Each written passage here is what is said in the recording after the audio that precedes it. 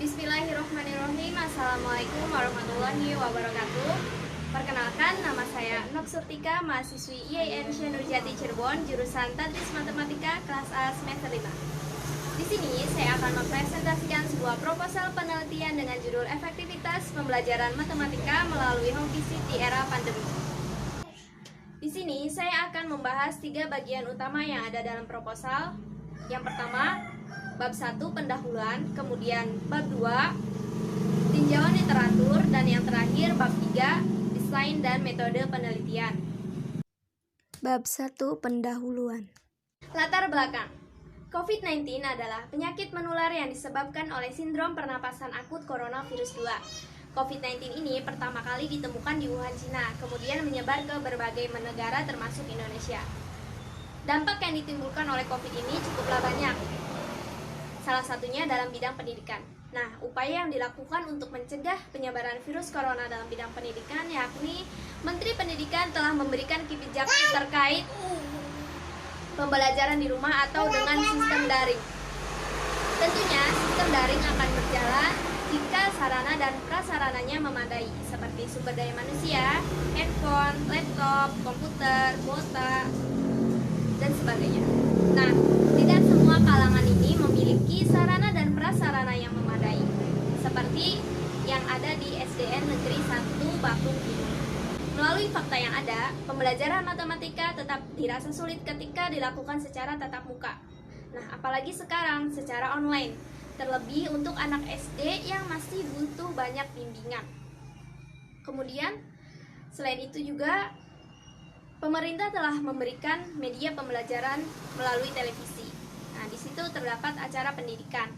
Tetapi, jika tidak diawasi oleh orang tua, si anak justru tidak menonton acara tersebut, melainkan menonton acara yang lainnya. Bahkan, di jam sekolah pun digunakan untuk bermain. Maka dari itu, di era pandemi ini, peran orang tua ini sangatlah penting. Berbagai kendala tersebut tengah dirasakan oleh siswa kelas 2 SD Negeri 1 Bakung Hidul. Namun, tidak mematahkan semangat para tenaga pendidik untuk tetap memberikan stimulus pendidikan. Salah satu upaya yang dilakukan adalah dengan melakukan metode home visit. Metode home visit adalah guru melakukan kunjungan belajar dari rumah ke rumah. Tentunya, tetap dengan persetujuan orang tua dan tetap memperhatikan protokol kesehatan. Nah, dari uraian tersebut diharapkan dapat menjadi solusi alternatif ketika masa pandemi. Namun, ada beberapa siswa yang tetap mengeluh dengan adanya metode home visit ini. Tetapi, beberapa hasil penelitian membuktikan bahwa metode ini cukuplah efektif digunakan ketika masa pandemi. Selanjutnya, pernyataan dan pertanyaan masalah.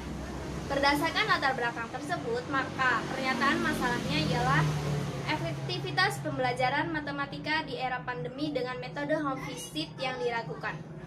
Dan untuk pertanyaan masalahnya ialah berdasarkan latar belakang dan pernyataan masalahnya, maka pertanyaannya ialah apakah pembelajaran matematika tetap efektif dengan menggunakan metode home visit ini di era pandemi. Relevansi dan pentingnya penelitian. Penelitian ini bertujuan untuk mengetahui apakah pembelajaran matematika bisa efektif menggunakan metode home visit di era pandemi. Selain itu, penelitian ini juga diharapkan dapat memberikan sumbangan dan memperkaya hasil penelitian yang telah ada, dan memberikan pemahaman bagi penulis mengenai dunia pendidikan. Penelitian ini juga bermanfaat bagi tenaga pendidik karena untuk mengetahui metode apakah yang tepat digunakan ketika masa pandemi. Dan penelitian ini juga bermanfaat bagi pemerintah desa karena untuk mengetahui ternyata masih ada kekurangan sarana dan prasarana. Hal baru yang dapat kita petik dari penelitian ini ialah kita tahu bahwa untuk mencegah penyebaran virus corona dengan melakukan pembelajaran secara daring. Tetapi tidak semua dapat menerapkannya karena masih ada beberapa kendala. Untuk itu, metode home visit ini diharapkan dapat menjadi solusi alternatif di masa pandemi ini. Bab 2 tinjauan literatur. Tinjauan konseptual, home visit.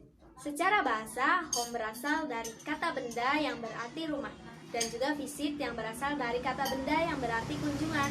Maka, home visit adalah sebuah kunjungan rumah.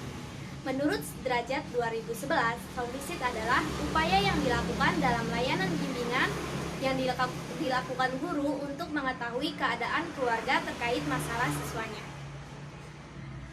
Home visit ini memiliki faktor pendukung dan penghambat. Di antaranya ialah faktor pendukungnya keluarga, masyarakat, dan tenaga pendidik. Dan untuk faktor penghambatnya ialah kurangnya pengawasan dari sekolah, penggunaan gadget, tayangan televisi, dan kesadaran dari siswanya sendiri. Hasil belajar. Hasil belajar adalah hasil yang diperoleh ketika telah melakukan pembelajaran yang ditandai dengan adanya perubahan afektif, kognitif, dan psikomotorik menurut Wiki Atmosfer 1991-1993. Nah, salah satu upaya yang dilakukan untuk mengetahui hasil belajar yaitu dengan evaluasi belajar. Evaluasi belajar adalah penilaian yang dilakukan untuk mengetahui tercapainya sebuah pembelajaran yang ditandai dengan nilai. Maka, hasil belajar adalah hasil yang diperoleh ketika telah melakukan interaksi proses belajar dan mengajar yang diketahui dengan adanya evaluasi belajar kemudian ditandai dengan nilai berupa angka dan menjadi tolak ukur keberhasilan suatu pembelajaran. Hasil belajar memiliki faktor internal dan faktor eksternal. Faktor internal diantaranya motivasi belajar, minat belajar, kemampuan kognitif, kecerdasan, dan bakat. Dan faktor eksternalnya ialah tenaga pendidik, sarana dan prasarana, metode pembelajaran, lingkungan, dan kurikulum. Pembelajaran daring. Pembelajaran daring ialah pembelajaran yang dilakukan tanpa tatap muka yang memanfaatkan sistem jaringan internet dan teknologi. Salah satu media yang digunakan oleh sistem daring ini ialah WhatsApp, Google Classroom, Google Meet, Zoom, dan Telegram. Menurut Hasibuan Simarmata dan Sudirman 2019. Tentunya, ini menjadi salah satu tantangan tersendiri untuk tenaga pendidik agar tetap bisa menyampaikan pembelajaran secara efektif. Kemudian terdapat beberapa faktor kendala, diantaranya akses internet, kuota, laptop, handphone, komputer, dan sumber daya manusia. Nah, tetapi ada keuntungannya juga. Di sini berarti kita bisa belajar lebih mandiri lagi. Tinjauan teori. Teori belajar yang terkait dalam penelitian ini ialah teori belajar konstruktivisme. Karena dalam teori ini lebih menekankan pada siswanya yang harus berperan aktif dalam pembelajaran dan lebih mengutamakan proses daripada hasil. Selain itu juga, teori konstruktivisme berarti menggali pengetahuan kita sendiri. Piaget, seorang pelopor konstruktivisme, menyatakan bahwa belajar tidak hanya sekedar stimulus dan respon, tetapi struktur kognitif seseorang disebabkan oleh adanya proses asimilasi dan akomodasi. Asimilasi berarti proses adanya pengalaman baru dan informasi yang langsung menyatu dengan keadaan psikologis. Sedangkan proses akomodasi ialah proses di mana menata kembali struktur psikologis akibat adanya informasi dan pengalaman baru. Tinjauan hasil penelitian terdahulu. Penelitian terkait home visit ini pernah dilakukan oleh Bes Nirmala dan Khairul Anwar yang dilakukan pada tahun 2020.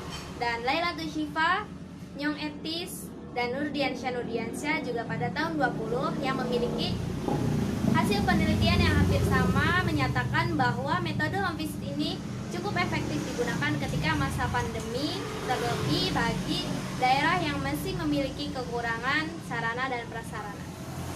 Selain itu, hasil penelitiannya juga menyatakan bahwa ada beberapa tahapan dalam melakukan metode home visit ini. Yang pertama, perencanaan, pelaksanaan, evaluasi, kegiatan tahap lanjutan, monitoring, dan menyusun laporan hasil penelitian. Dan juga, home visit ini memiliki beberapa faktor pendukung dan penghambat. Bab 3. Desain dan metode penelitian. Desain penelitian.